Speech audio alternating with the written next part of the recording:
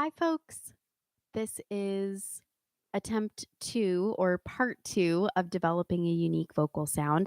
Let me know in the chat if you find me and if all is well. Our, you know, I guess what will be part one of this was lagging and then wasn't updating. So hopefully this has fixed the problem. Just creating a new stream.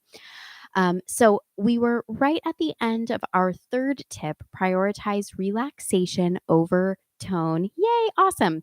Okay, so I was just talking about understanding the difference between vocal effort and vocal strain. Um, you've got to know that you're going to feel sensation in your throat when you sing. And when we say that we want tension free singing or that we don't want to sing from the throat, um, that doesn't mean that you won't feel anything happening. There is vibration happening there. So it's important for you to know that, and to know that it's even okay every now and then. Now, take this with a grain of salt, but it's okay every now and then to feel a little bit of strain or pain so that you know where the line is and you know to not stay there or cross that line. This is just practical. You're not always going to sing perfectly with no sensation of pain or strain. That's how we learn, and that's how we determine. Oh, okay, I pushed it a little bit. I know now that that's kind of the key thing is that once you're feeling that pain or strain, you don't continue singing in the same way. That is how vocal injuries typically happen, um, are we're singing too high, too loud for too long. So over a long period of time, you're much less likely to injure yourself by doing something questionable one time. Okay, not to say that it couldn't happen, but typically that's not how vocal injuries occur. Um, Okay, so fourth tip is to let yourself get emotional. Bianca mentioned this before, that when Bianca sings, she feels like she's copying other people, and so this is another really important tip for you. Define a specific real person in your life that you're singing to. You can also do this with a character. For example, you can place yourself within a movie, book, TV series, video game, what have you. And, perhaps you are one of those characters and you're singing to another character. But if you can get specific and real to your life, even better. Um, that alone is going to just naturally start to draw emotion out of you and draw some unique qualities out of your voice because you're singing from a place of authenticity. And frame the song as a conversation. So even though most songs, it could be a duet or a group number, but most of the songs that we sing are kind of monologues, right? But frame that song, whatever it is, as a part of a conversation. So ask yourself, what just happened to spark this song? Or what's going on in this character's life that's causing them to sing about this topic? What prompted this? What is going on internally? The words that I'm saying, who am I talking to? We already talked about that. But what am I hoping to accomplish? Am I telling the truth? Um, yeah, what's my goal? What changes from the beginning of the song to the end of the song? So I know not every song we sing needs this depth of, emotional analysis. But if you're having a hard time connecting emotionally to the songs that you sing, these are good questions, good prompts to ask yourself. And these are the kinds of things that actors will do when they're analyzing a monologue or a song to sing. And that brings me to my last point here, is to put on your acting hat. Singers are actors because even if we, even if I wrote the song that I'm singing, I am most likely not in the emotional place that I was when I wrote the song. So, in order to perform it, um, in an emotionally truthful and grounded way, I'll have to put on my actor hat. I'll have to put myself kind of back in that mindset. So, for you and for me, if we're singing someone else's words, we're always doing that. Um, so that alone, letting yourself get emotional, will draw out the uniqueness in your voice, I think, more than any other tip that I'm sharing today.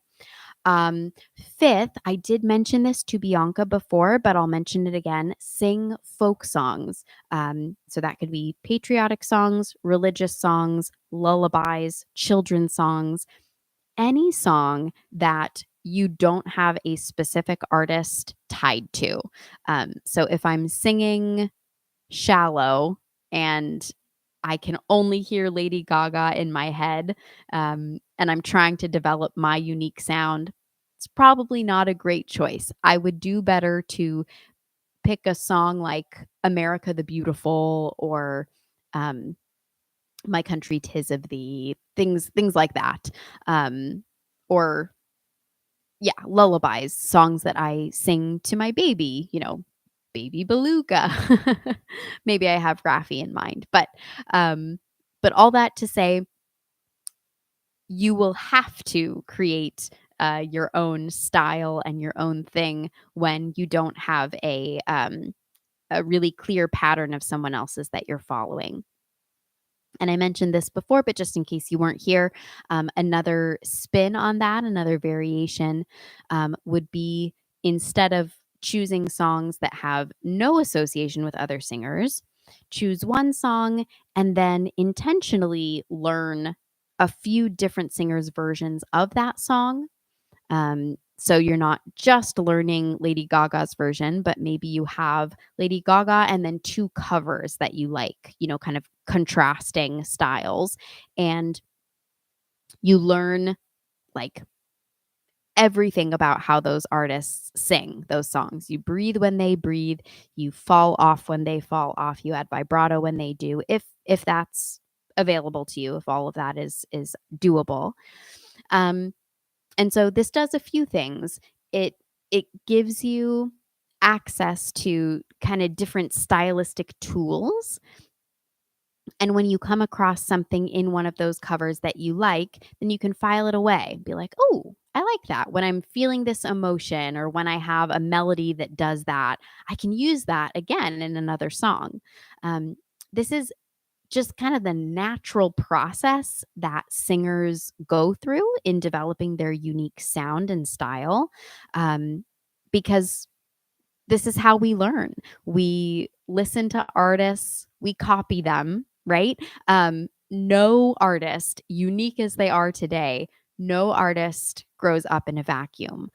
So this is the process that we take. We copy, and the things that feel natural to us and that we like, those elements end up sticking. And, everything else kind of falls off, gets shaken out. So that's another spin on that idea, is to intentionally learn a few different versions of the same song and then to see what sticks at the end. So say you've listened to Lady Gaga and two covers. If you're now to do your own version, what elements are you going to take and what elements are you going to leave? Um, and I guess another uh, oh, yes. So I'm here to answer questions. You can ask them right now. Last 15 minutes are just for questions, so that's my priority. But ask away. And God's daughter was asking, do you have to find your voice to learn how to sing? So I guess the question is, what do you mean by finding your voice? Do you have to establish a unique singing voice in order to learn how to sing? No, not at all. Um, because finding or establishing a unique singing voice, that's something that's going to happen through the learning process. It's not something that you can do in a vacuum, as I was just saying about other artists developing their unique style. Um, it's just not possible. So, you know, could a session with a voice teacher help you to find something about your, unique, authentic voice? Sure. Um, but really practically speaking and honestly speaking, you develop and find your sound as you learn to sing, as you copy other artists and see what sticks. So absolutely not. That is not something that you can or should have figured out on day one, in my opinion. Okay, I've been singing for 3 years now with vocal coaches and barely seen any progress or improvement with my singing. I've been singing at least 30 minutes every day with one rest day a week, but now I'm considering to quit. Any thoughts? I'm guessing any something. Oh, tips. Any tips for someone in my situation? And God's daughter was saying sometimes I copy singers. Perfect. That's exactly what you should be doing. That is one of my upcoming, tips in this whole thing. My next tip is borrow and steal. Um, okay, so to this person who's asking, about, not seeing improvement, might I might I ask, um, are you happy with your voice as it is today? Like, do you feel like you've got a good voice and you like what you hear? Um, because it's possible that you are, kind of a natural singer and that what you're doing is good and doesn't need to be, broken down and built up over this, crazy uh really intense process. And I say this as a voice teacher, this is what I do and what I really love.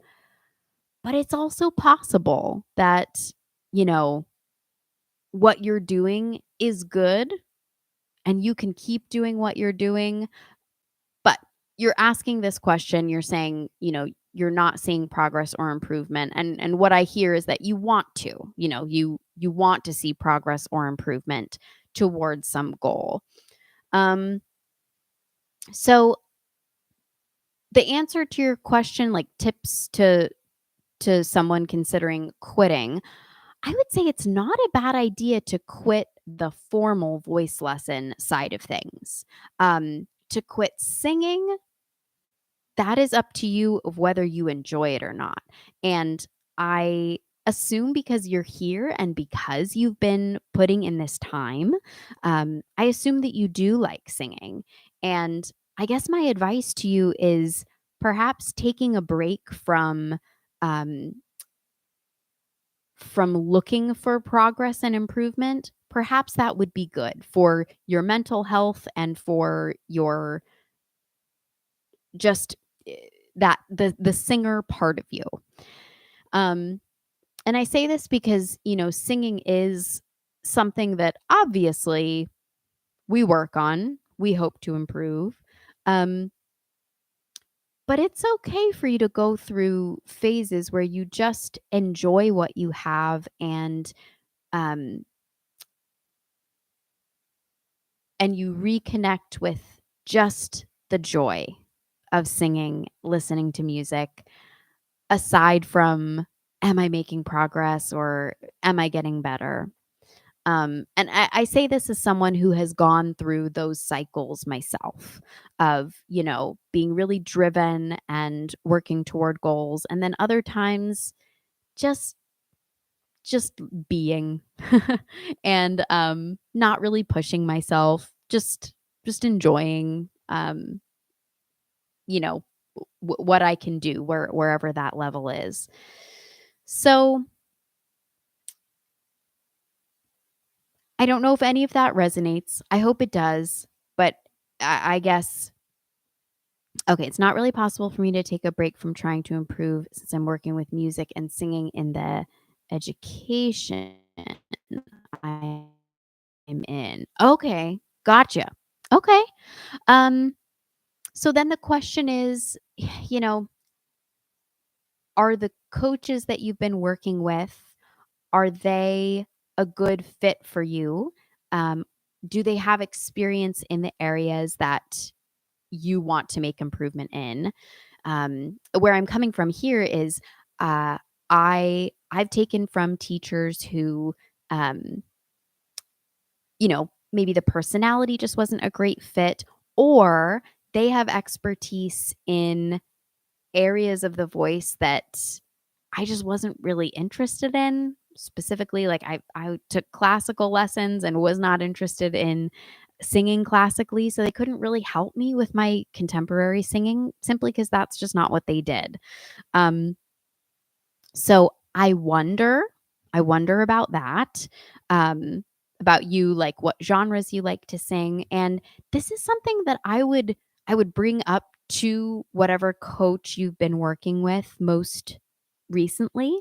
Um, if someone if I was working with somebody and then they, came up to me and told me this, then we could really troubleshoot and ask, "Okay, what are you doing when you practice, and in what areas do you want to improve, and can we design exercises to help in those specific areas?"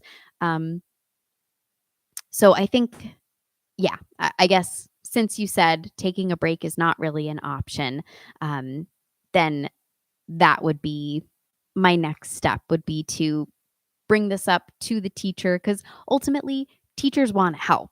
I want to help. It would break my heart if I had a student who is putting in the time and energy and money that you have.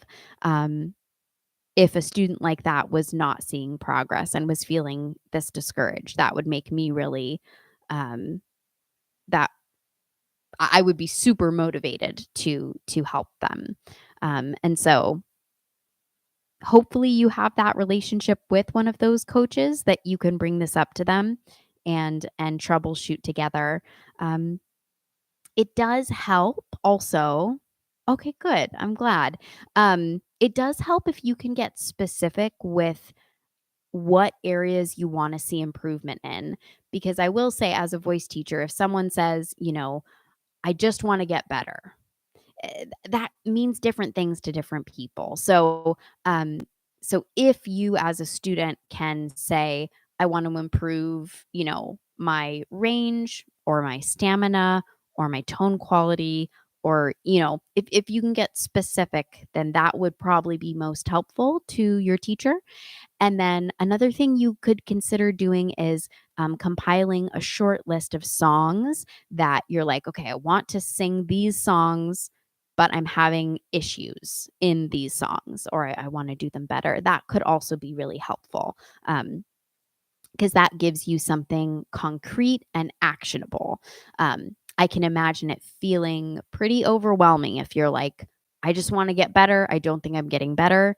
Um, then it's really up to the teacher to determine your goals for you. So I would say, if you've got, okay, gotcha. Yeah. Good luck. I'm invested. I want to know how this goes. um, okay.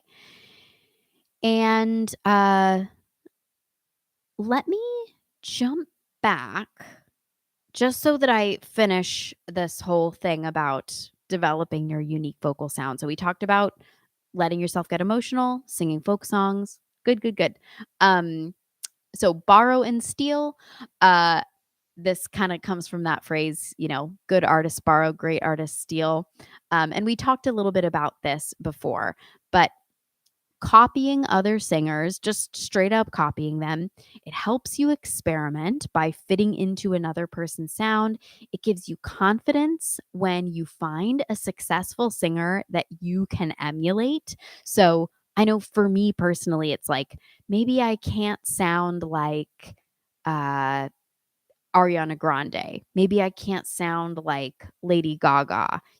Maybe those are not an easy fit for me. But when I find singers like Regina Spektor or Nora Jones or Ingrid Michaelson, whoever those singers are, because there are so many singers out there, not just the, top 5 on the charts. Um, when you personally find singers that are doing this for a living and that, people love their stuff, that is a great boost of confidence when you find them and you can pretty easily imitate their sound. It just feels good. So that's another reason to experiment with copying other artists. It's also very helpful for style. And as I said before, this is how artists naturally develop. This is how we learn. So try copying the vocal quirks of other artists. You might end up stealing a quirk or two long term. So you might steal the way that somebody adds vibrato or whatever it is. But even if you don't, it's really helpful for your ear and your ability to mimic what you hear. Ultimately, good singers are good imitators because, again, that's how we learn.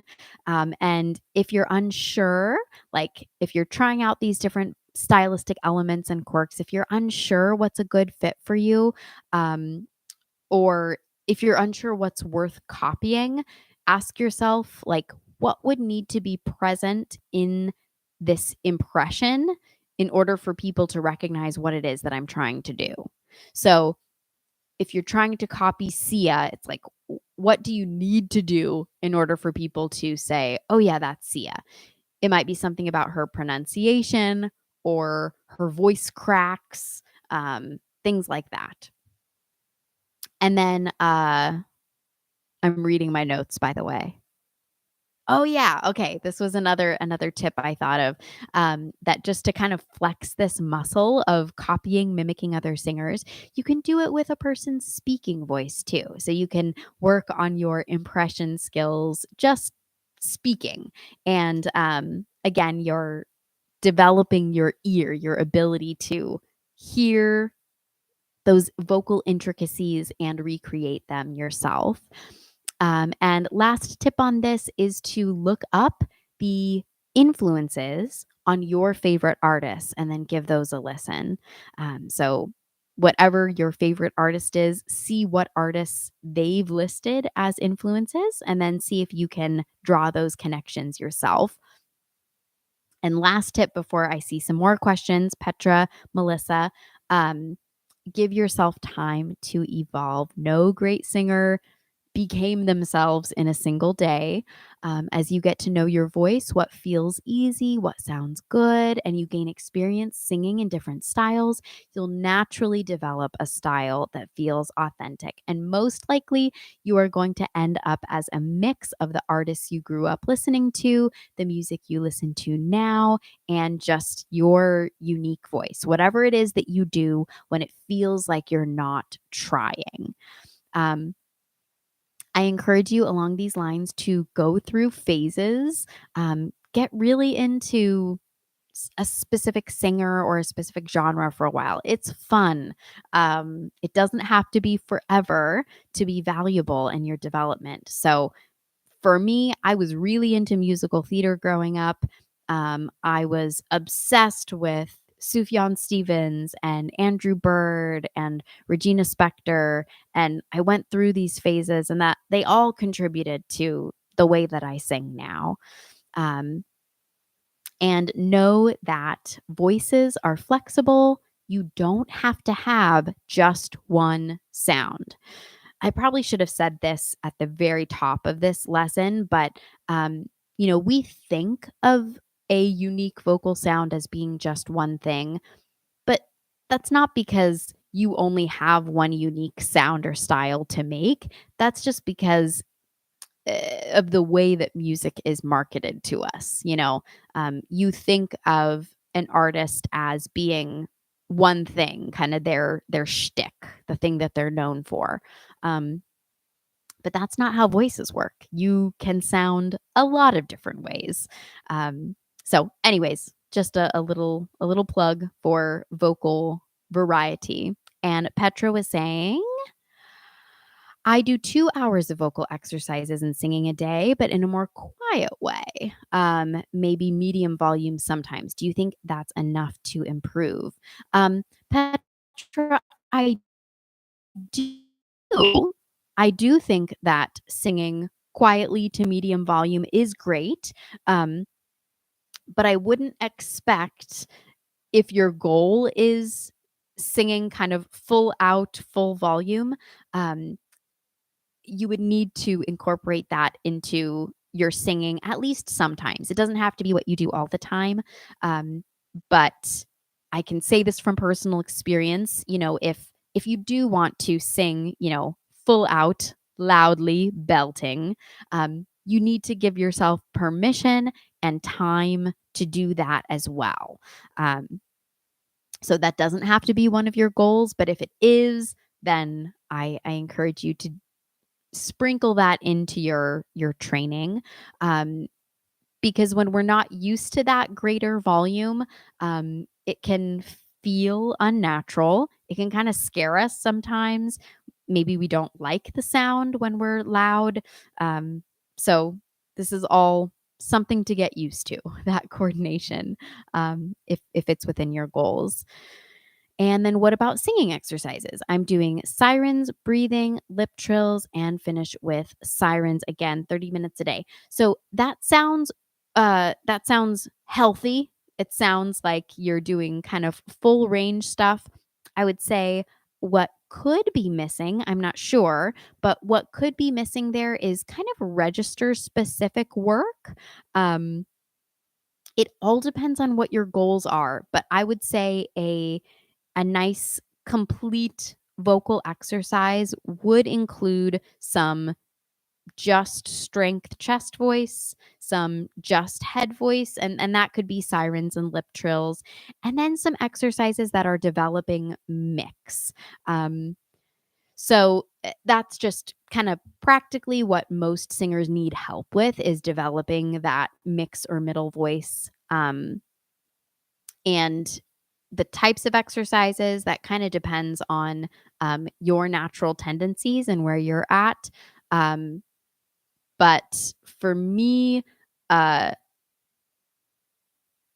I can envision a world in which you do sirens and slides, but that doesn't end up developing like a strong, intense mix sound, unless you do exercises that are specifically for that. So that might be missing from from the daily plan. Um, let me see if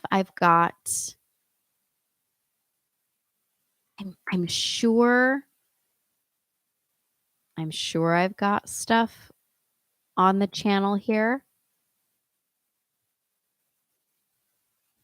But if you were to search warm up or exercise on the channel, and see what comes up, you could search for specific voice types. Like I know we have voice type specific, alto, mezzo, soprano, etc.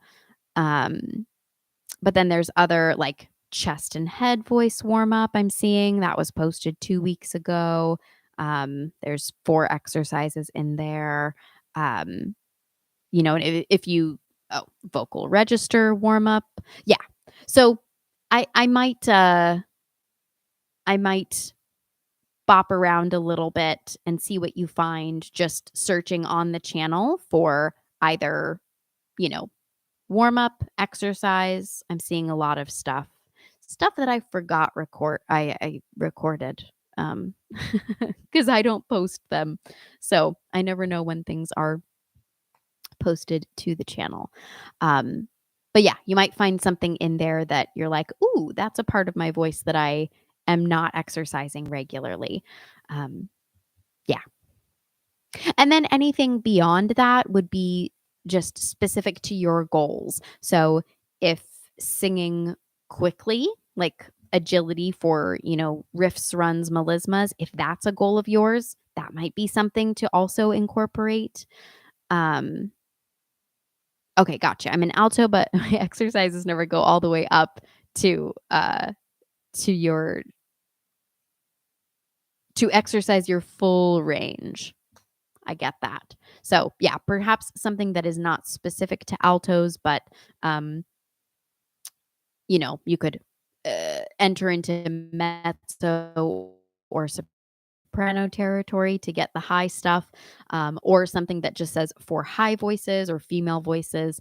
That might be a slightly more complete fix. I will say though, in general, I don't go to the extremes, just so that it's a comfortable fit for most people.